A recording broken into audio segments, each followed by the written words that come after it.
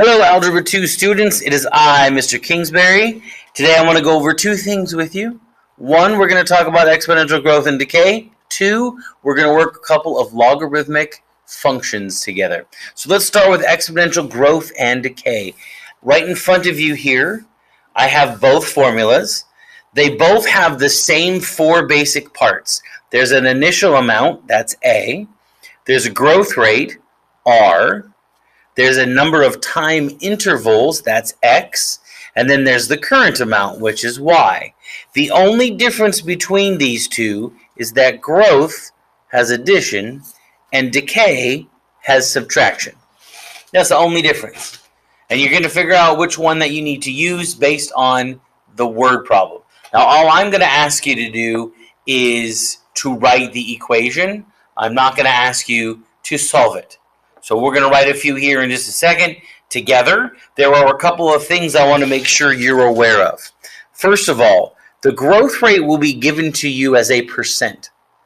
You will have to convert that to a decimal, and I'll remind you how to do that, but it must be a decimal in here. Otherwise, the growth will be ridiculously fast, and we don't want that. The other thing that I need to make you aware of is that this doesn't say number of years. It says number of time intervals, and we will know what a time interval is based off of the growth rate. It may say 2%, but it may be 2% per day, or 2% per month, or 2% per year, or 2% per every decade. It depends. So you have to take whatever time they've given you and adjust it so the number you're using works with the growth rate. For example, if it's 2% per month and they say 2 years, you need to convert that into months so that the number that you're putting in is months. Very important. So let's do a couple of these real quick. You're going to see that for each one, I'm going to identify whether it's growth or decay, and then I'm also going to write out what the variables are, write the equation, and then fill it in. So let's start with number one here. The first U.S. Census took place in 1790. The population was 3,929,214. The growth rate of the U.S. population was 2.03% per year. What was the U.S. population in 1800? So let me write out my A, my R, my X, and my Y. And let's see if we can fill these things in. So A, what is the initial amount? I think that would be 3,929,214. What is the rate? Looks like it's 2.03% per year. Now, how do I turn that into a decimal?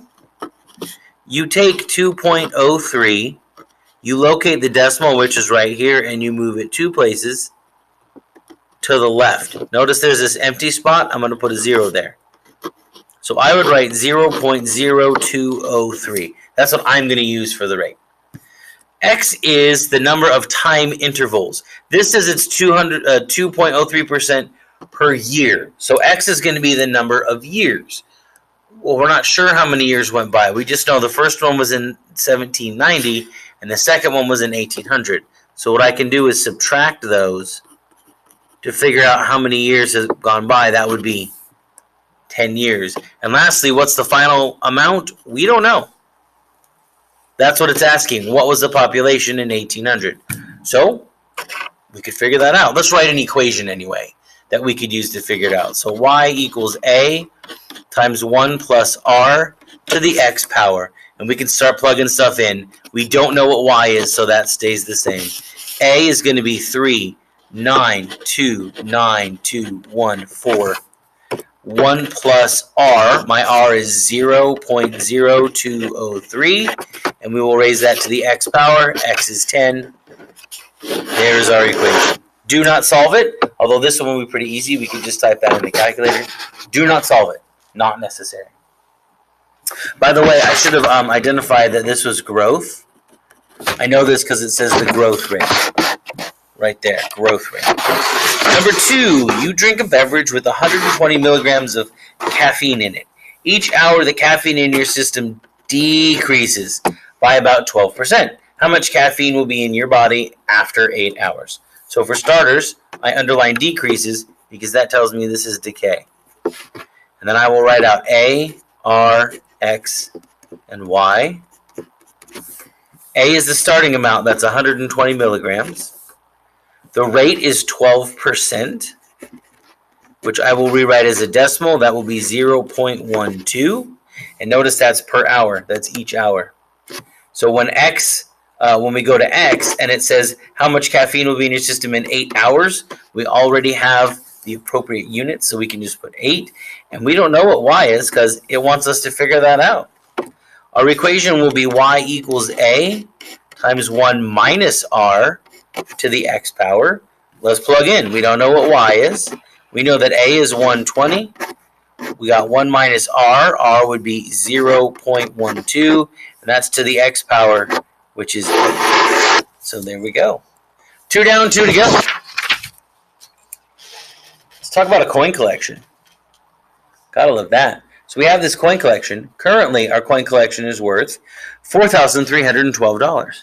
If your coin collection is worth $8,000 in 5 years, what was its annual growth rate? So this is growth. Now let's figure out what A, R, X, and Y are. So A is 4,312. R, we don't know. It says, what is the growth rate, the annual growth rate? We don't know. So that's what we're going to be looking for. X would be the number of years, since it's an annual growth rate. Annual means years. It says 5 years. So we can put 5 there. And then the final value will be $8,000. Our equation is Y equals A times 1 plus R to the X. And let's plug in. My Y is 8,000. My A is 4,312 times 1 plus R. We don't know what R is, so we'll just leave it as R. And my X is 5. Just plugging in. And then one final one. I'm going to jump down a little bit to number 6. Number 6 talks about half-life. Half-life is used to do all kinds of stuff, but primarily to figure out how old things are. Present in all forms of natural rock and such are radioactive elements. Now, elements are radioactive when they have extra protons or extra electrons. I think it's just extra electrons, actually. And what happens is this. As those extra electrons get ejected off of the atom, because the atoms of these elements, they want to be stable. They want the same number of protons as electrons. So if there's extra electrons, the atoms start shooting off those electrons. That's what makes it radioactive. At some point, though, an atom will have shot off all of the extra electrons it has, and it will have the same number of protons as electrons, and it will be stable and no longer radioactive. And at that point, it has become a different element. So what scientists do is they can measure how much of the radioactive element is present in a sample and how much of the element it turns into is present. And then using the half-life, which is the rate that it decays, they can figure out how old the thing is. Now it's called half-life because it is the amount of time it takes a certain amount of radioactive element to become half that amount. Like if you had 10 grams, how long it would take it to become 5 grams. And interestingly enough, no matter how much you have, it always takes the same amount of time to become half of that. Isn't that crazy? So like if you had 80 grams of something, it would take the same amount of time from that 80 to get down to 40 that it would to go from 40 to 20 and 20 to 10 and 10 to 5. Same amount of time every single time. That's called the half-life. What you need to know is that this is decay because half-life is decay. And you need to know that if we're finding half, that the rate is 50%. Keep that in your mind. So let's figure out what A, R, X, and Y are. And as I just said, the rate, because it's half-life, is half of it, or 50%, which as a decimal is 0.50. Now we're starting with 1,500 grams.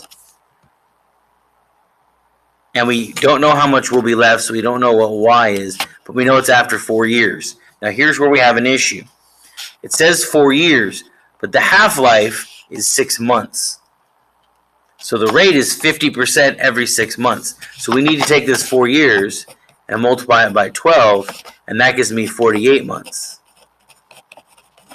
So this is years, and this is months. So we need to know in 48 months, how many times is this sample going to get cut in half? If it gets cut in half every 6 months. So I'm going to take 48 and divide it by 6. I get 8. So my x value will be 8. In 4 years, this sample will hit its half-life 8 times. Now the equation is still y equals a times 1 minus r to the x. And now we can plug in. We don't know what y is. We know that a is 1500. We got 1 minus 50%, 0.50, and that's raised to the 8th power. And you could plug that in the calculator if you really wanted to. So that's how you write exponential growth and exponential decay equations. Now I have a couple of logarithmic ones. There's actually 4.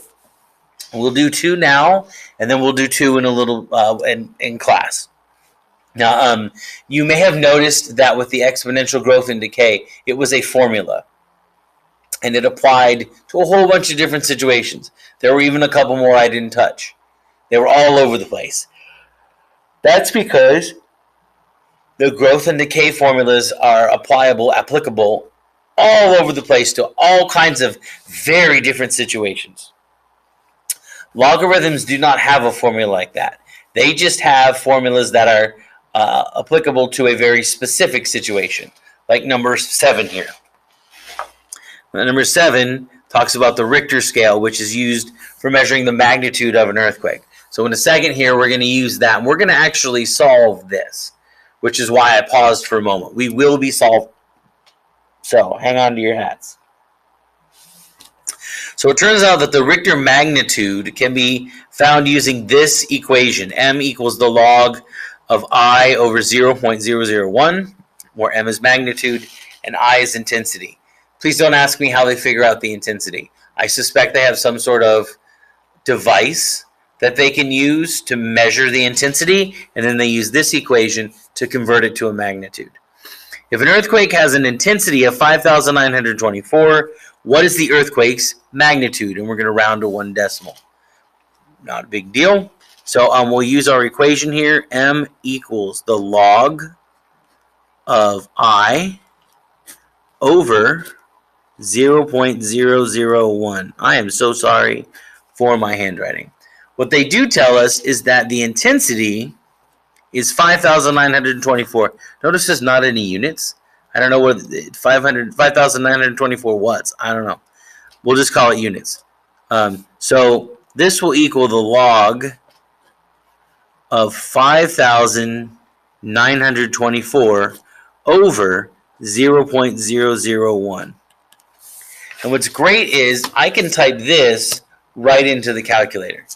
So let me just get out my calculator here, turn it on, and you'll notice that there's a log button right off to the side here, right there. We're going to use that. Hopefully we've talked about this in class already. So I need to type in the log of 5,924 over 0.001. So I'm going to hit the log button, and then inside the parentheses I need to make a fraction. So I will hit alpha y equals enter. That gives me my fractional prompt. I will put 5924 in the top and hit the down arrow. I get 0.001. I will hit the right arrow and hit parentheses. And now all I have to do is hit enter, and I get that. Now remember, it says to round to 1 decimal. That means I need 1 decimal point after, one number after the decimal point. So I'm either going to round this 7 up to 8 or leave it at 7, depending on what's immediately next to it. If what's immediately to its right is 5 or bigger, I will round up to 8. If it's 4 or smaller, I will leave it alone. So I'm looking at this 7, and immediately next to it is another 7, which is 5 or bigger, which means I need to round this 7 up to an 8. So this will be 6.8. And again, there are no units, but there you go. One more and then we're done. So the wind speed S in miles per hour near the center of a tornado is related to the distance in miles the tornado travels by this equation here. S equals 93 times the log of D, there should be parentheses there, plus 65. On March 18th, 1925, a tornado whose wind speed was 320 miles per hour hit the Midwest. The question is, how far did the tornado travel? So let's start with the equation here. S equals 93 times the log of D plus 65. And we are told that the speed was 320. S's speed, so I can replace that with 320. So 320 equals 93 times the log of D plus 65. Now, before I can do anything with that log, I got to get all the stuff that's next to it away. So I'm going to subtract 65, no big deal. On the left, I get 255. On the right, that makes a 0 pair, and it equals 93 times the log of D. So now I need to undo times. To undo times, I use division, and what I do to one side, I do to the other. I will divide both sides by 93, and I will continue my work up over here. I need to show you something, though. If I divide 255 by 93, I get a pretty bad decimal, one that I don't like very much at all. Now, what a lot of people want to do is they'll go and they'll round this, and they'll use the rounded number. Here's the problem. When you round a number, you lose accuracy. And I know it doesn't seem like much, but if you use an inaccurate number multiple times in multiple ways, then the overall number ends up losing its accuracy, and it gets further and further off. We want to keep our stuff as accurate as possible. So here's what I'm going to write. Yes, the 93s make a 1. That's great. I'm going to leave this as 255 over 93. And that's going to equal the log of D, because 93 divided by 93 is 1, and 1 times the log of D is just the log of D. Now here's where we have fun. You'll recall the second day, I think, of class, we talked about converting. And we can convert a logarithm to an exponential. Why would I want to do that? I would want to do that because in exponential form, this D would be by itself. I'll show you. So first I need to know what the base is. If the base is not written in, it's 10. So I'm going to rewrite this. I'm going to take 10. I'm going to raise it to the 255 over 93rd power. And that will equal my D value. Now I can go to my calculator and type this in. Off to the side right here, there's a 10 to the X key. So I'm going to hit second, 10 to the X. And then I need to put in 255 over 93. So I need a fractional prompt for that. So I go alpha y equals enter. Now I have my fraction. 250 on top. 93 on the bottom. Arrow out. Enter. And I get this long number. And it doesn't tell me how to round.